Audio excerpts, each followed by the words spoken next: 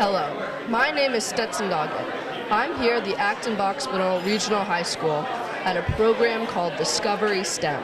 STEM stands for Science, Technology, Engineering, and Math. This is an interactive program for 7th graders to adults, showcasing companies and student projects and activities in science, technology, engineering, and math. Discover STEM is sponsored by Acton-Boxborough Parent Involvement Project with support from AB Regional Schools, the Discovery Museum, the Middlesex West Chamber of Commerce, Schools to Business Partnership, plus Groton Dunstable STEM. There are about 35 projects here in high school cafeteria on exhibit. Let's take a look at them. Hi, I'm Stetson. What's your name? Antoine. Hi, Antoine. What company are you part of? I'm with Next Step Living. We're a home energy efficiency company based out of Boston. Cool. What's going on in your exhibit here? So tonight we're showing the advantages of insulation and how to make homes more energy efficient, and encouraging people to take part in the Mass Save program, which 85% of Massachusetts residents are eligible for.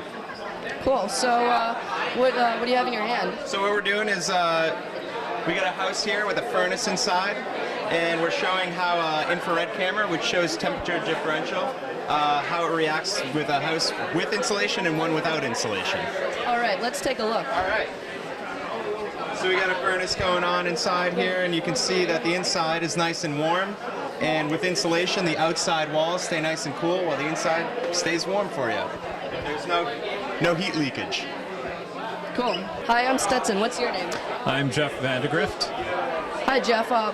What organization are you part of? I work with a company called iWalk, and we're about 5 years old. And I've been with the company a year, and we make a prosthetic ankle. Cool. So what's going on in your display here? Well, basically we have a cutaway view of what's inside the ankle. There's 3 circuit boards with microprocessors on them, and an electric motor and a battery up at the top, which is replaceable. And this is originally designed for people who have been amputated below the knee, but we've also fitted people that have been amputated above the knee by adding another company's prosthetic knee.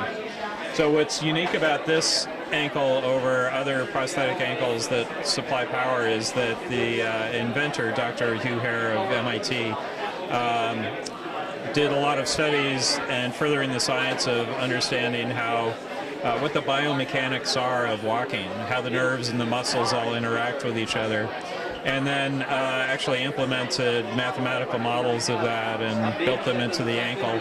So the ankle has a very natural feel, and that's what our customers are most excited about. We often hear the line, "I feel like I have my ankle back," and that's what makes my day at work when I get to witness that. Okay, great. Thank you. Hi, I'm Stetson. What's your name? James. Hi, James. What company are you part of? Emerson Paramedics. And what's going on in this exhibit here?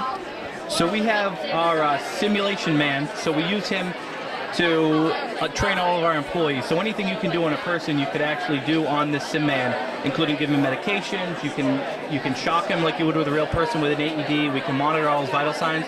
So it's a way for us to take some real life training without having to sacrifice any actual patients, and train all of our new and employees that we have to keep them up to date.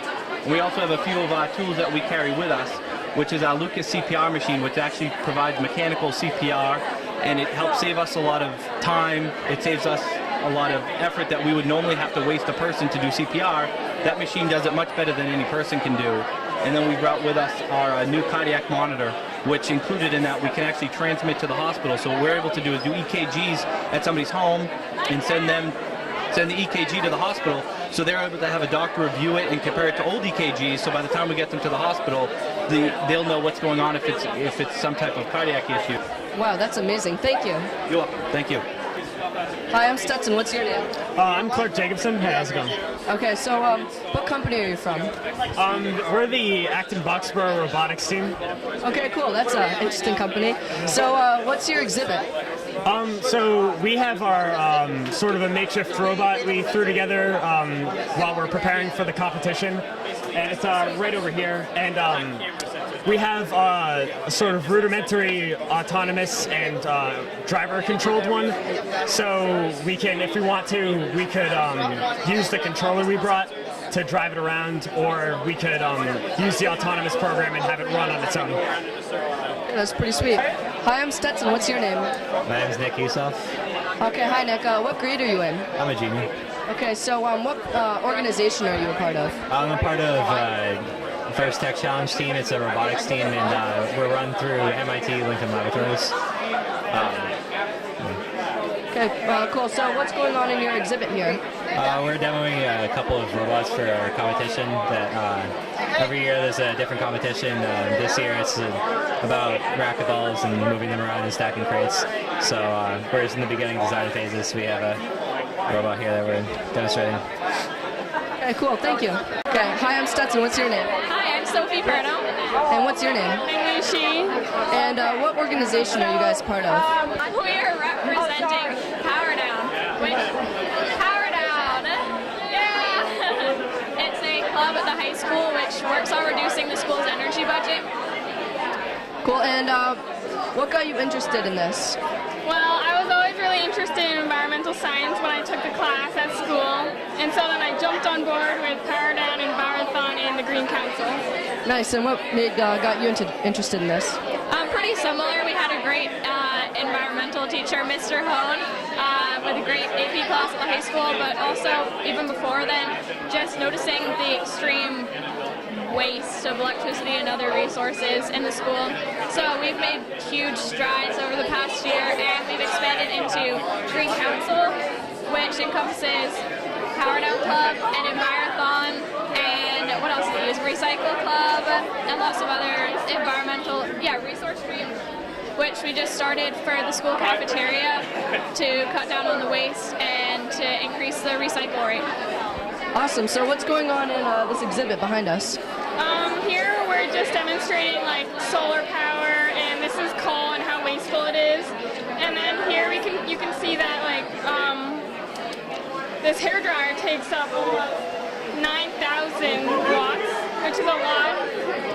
And so if you can demonstrate the lights. Yeah, so over here we have a light exhibit. Can I just hold it for a second? Yeah. Thanks. So this is a kilowatt meter, and it measures obviously the watts that are being used. So this is your classic incandescent light bulb, which Sir Isaac Newton invented a long time ago. Very outdated technology. So the filament inside heats up to 2,000 degrees Celsius, and obviously that produces heat. So do you want to touch it? Be careful because it's like actually really hot. Right? So it's really hot. So that reads how many watts? 47 watts. 47 watts. That is a lot of watts for a very small amount of light. And then we move on to CFLs here, which are compact fluorescent. So they're the swirlies, and that uses a lot less watts. So 11 watts. 11 watts for the same amount of light. And then the even more outdated technology are LEDs, or light-emitting diodes. These are both LEDs, but this one's more useful because you can see all the individual diodes inside. And then over here, more light because they've stuffed more diodes inside of it. So in a year or so, they should be in everybody's homes.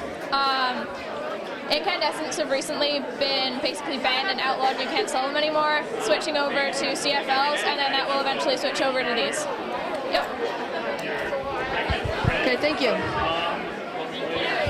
Hi, I'm Stetson. What's your name? Hi, my name is Amar Adam. I work at AstraZeneca. Cool. So what organization are you a part of? It's the AstraZeneca pharmaceutical company. We do research in cancer, and we work in preclinical drug discovery. Cool. So what's in your exhibit? So here we were showing how to count the number of cells per microscope. So we have the hemiocytometers here, and with the microscope, and it tells the message that you use to count the number of cells. Cool. Okay, thank you. No problem. Hi, I'm Stetson. What's your name? Sarah Perpenwitz. Okay, Sarah. So what organization are you a part of? I'm with the Concord Consortium. Okay, and what's going on in this exhibit here? What's going on is we're showing the Loops activities. The Loops is a program called Logging Opportunities in Online Programs for Science. It is designed for the 6th grade to teach about motion and graphing. And so there are 4 different activities. 2 of them involve motion probes. So students move in front of the motion probes and see their motion represented on the graph. The other 2 involve models and moving the model and seeing the motion on the graph. Okay, cool. Thank you. Hi, I'm Stetson. So, what are your names? Hi, I'm Jacob. I'm a junior at the Acton Boxborough High School. I'm Bert, junior at Acton Boxborough. Prakar, also a junior at the Acton Boxborough. Okay, so what organization are you a part of? This is the AB Science Team. It's a great organization. Kids get to learn about science. They get to do both practical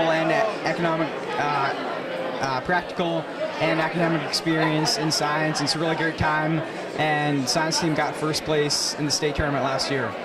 Okay, sweet. So what's going on in this exhibit here? We're just showing some PowerPoint slides from the national competition in Wisconsin last year, and also an overview of just science team information to try to recruit junior high school students to come and join the science team when they get into high school. Okay, nice. Thank you. You're welcome.